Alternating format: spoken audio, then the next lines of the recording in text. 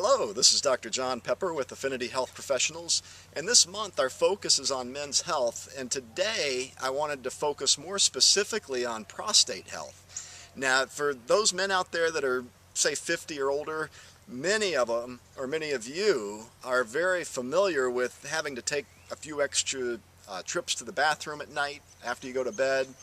You may find that long car trips are just not in your desire because of having to make frequent stops, or even being out on the golf course for a long time might not be the best thing whenever you're having to search for a bathroom or a tree all the time. So what I'd like to do is focus on some of the common issues with what we're referring to here as benign prostate hypertrophy, or BPH, which is the medical term for an enlarged prostate.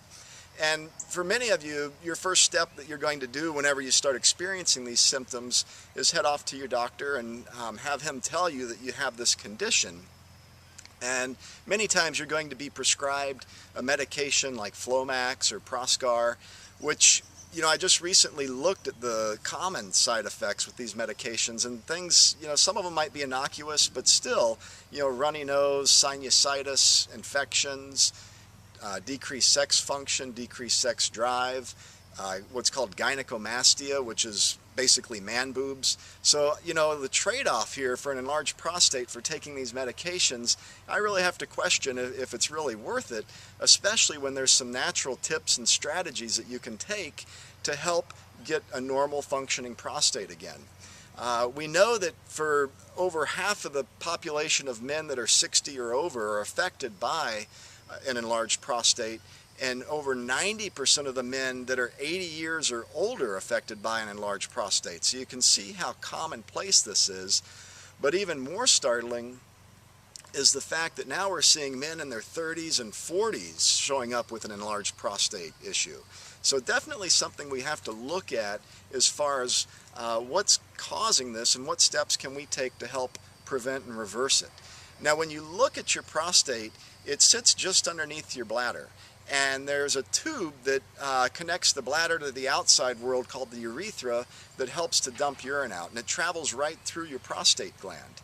And normally in a healthy male, the prostate gland is about the size of a walnut, whereas in older men or men with enlarged prostates, they actually, their prostate can get to be the size of an egg. So considering this, it constricts that urethra, or that tube, and makes it more difficult to go pee or to empty your bladder all the way.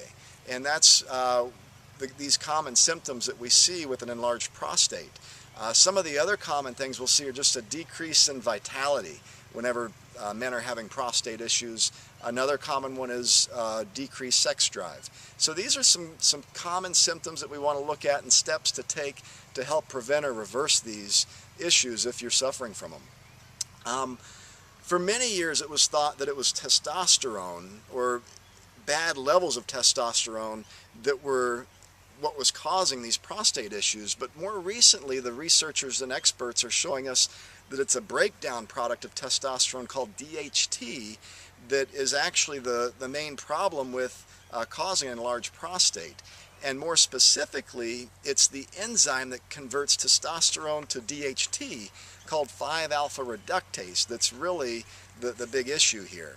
And that's what we're going to focus on because anytime you have an increased level of this enzyme, you're going to have set up the stage for an enlarged prostate.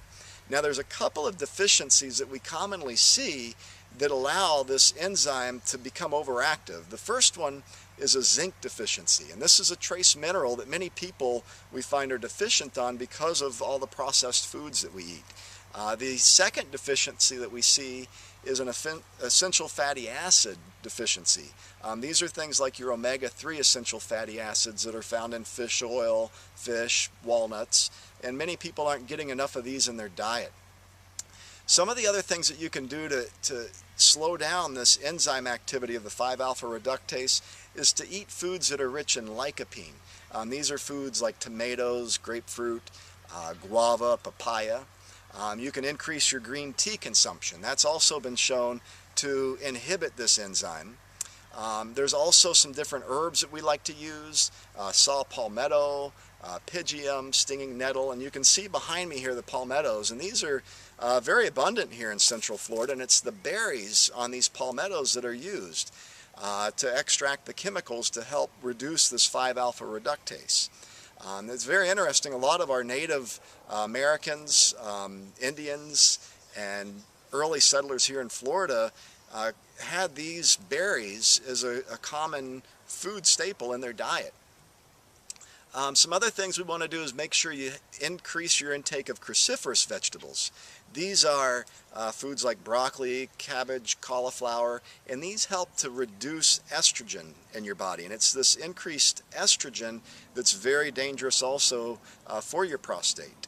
Other steps that you want to do is make sure you're minimizing or eliminating the simple carbs out of your diet, things like sugar and grains.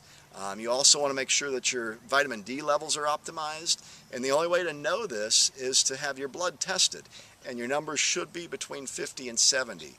And the last thing we know that's very important for a healthy prostate function is that you're exercising regularly. So I hope this information has been very beneficial for you, and even for those women out there that are watching this, I'm sure that you know a man, either a family member, a close friend, a co-worker, that's affected by enlarged prostate issues. So be sure to share this information. Again, I want you to be happy, be healthy, be well. This is Dr. John Pepper, and thanks again for tuning in.